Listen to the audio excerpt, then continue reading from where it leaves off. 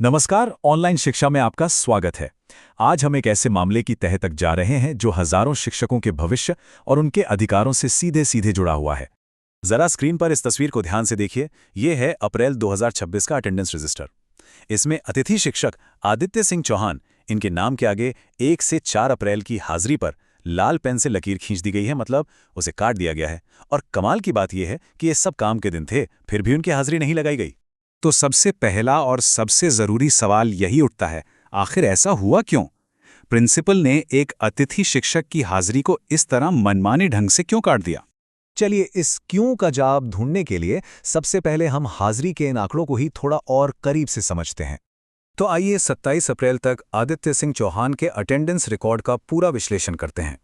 Records एकदम साफ साफ बताते हैं कि महीने में पूरे 22 दिन काम पर हस्ताक्षर किए गए। अब इसमें अगर हम 5 छुट्टियां और रविवार जोड़ दें तो कुल सेवा दिवस बनते हैं 27। ये आंकड़े याद रखिएगा, क्योंकि आगे चलकर ये बहुत काम आने वाले हैं।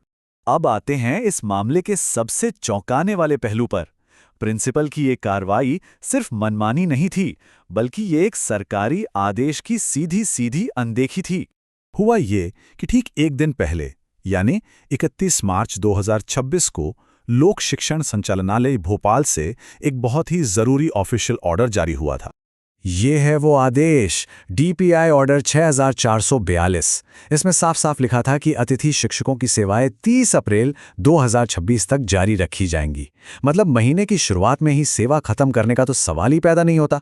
तो देखिए, यहाँ पर दो अलग अलग तस्वीरें साफ हैं। एक तरफ सरकार का आधिकारिक आदेश है जो सेवा बढ़ाने की बात कर रहा है, और दूसरी तरफ एक प्रिंसिपल हैं जो उसी दौरान की हाजिरी को काट रहे हैं। ये सीधे तौर पर आदेश की अवहेलना है। आपको बता दें, आदित्य सिंह चौहान का ये मामला कोई अकेला मामला नहीं है। असल में ये उन हजारों अतिथि शिक्षकों के उस बड़े संघर्ष की एक झलक है जो हर दिन ऐसी अनिश्चितताओं से जूझते हैं। मध्य प्रदेश में 70,000 से भी ज्यादा अतिथि शिक्षक हैं। जरा सोचिए, इतनी बड़ी संख्या जो राज्य की शिक्षा व्यवस्था की रीढ़ की हड्डी है, वो अपनी नौकरी को लेकर ही लगातार एक अनिश्चितता के माहौल में जी रही है। ये टाइमलाइन अतिथि शिक्षकों की जिंदगी के उस अनिश्चित चक्र को दिखाती है जो हर साल चलता है। जुलाई में उम्मीदों के साथ ज्वाइनिंग, अप्रैल आते आते अचानक सेवा खत्म, और फिर जून जुलाई में दोबारा नौकरी पाने की चिंता। लेकिन इस लगातार चलने वाले संघर्ष के बीच हाईकोर्ट से उम्मीद की एक बड़ी किरण दिखाई दी है। मध्य प्रदेश हाईकोर्ट ने एक बहुत बड़ा फैसला सुनाया है। अब अतिथि शिक्षकों को भर्ती परीक्षा में बैठने के लिए 200 दिन के अनुभव प्रमाण पत्र की जरूरत नहीं होगी।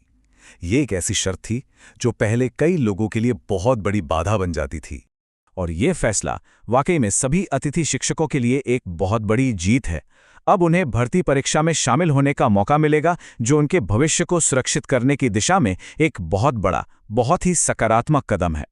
और इसी जीत से मिले हौसले को आगे बढ़ाते हुए अब शिक्षक संगठन सबसे एक साथ आने की अपील कर रहे हैं। अतिथि शिक्षक समन्वय समिति की तरफ से एक सीधी अपील की गई है कि अपने भविष्य को सुरक्षित करने के लिए सबको एक साथ मिलकर लड़ना होगा, और इसके लिए भोपाल आना है। इसी सिलसिले में 27 से 30 अप्रैल 2026 तक भोपाल में एक संयुक्त आंदोलन का आयोजन किया जा रहा है। इसका मकसद है कि सभी अतिथि शिक्षकों की आवाज मजबूती से सरकार तक पहुंच सके। अगर कोई इस आंदोलन के बारे में और जानकारी चाहता है या इससे जुड़ना चाहता है, तो यहाँ आदित्य सिंह चौहान के कॉन्टैक्ट डिटेल्स दिए गए हैं। चाहें तो इसका एक स्क्रीनशॉट ले सकते हैं। और ये सब हमें एक आखिरी लेकिन बहुत ही महत्वपूर्ण सवाल पर लाकर छोड़ देता है। क्या एकजुटता ही इन 70,000 से ज्यादा अतिथि शिक्षकों के भविष्य की असली चाबी है? इस पर सोचना बहुत जरूरी है। इस पूरे विश्लेषण को ध्यान से देखने के लिए बहुत बहुत धन्यवाद। अगर ये जानकारी जरूरी लगी हो तो इसे लाइक और शेयर जरूर करें। हमारे काम को समर्थन मिलेगा। और आगे भी ऐसे ही विश्लेषण देखने के लिए ऑनलाइन शिक्षा को सब्सक्राइब करना बिल्कुल न भूलें।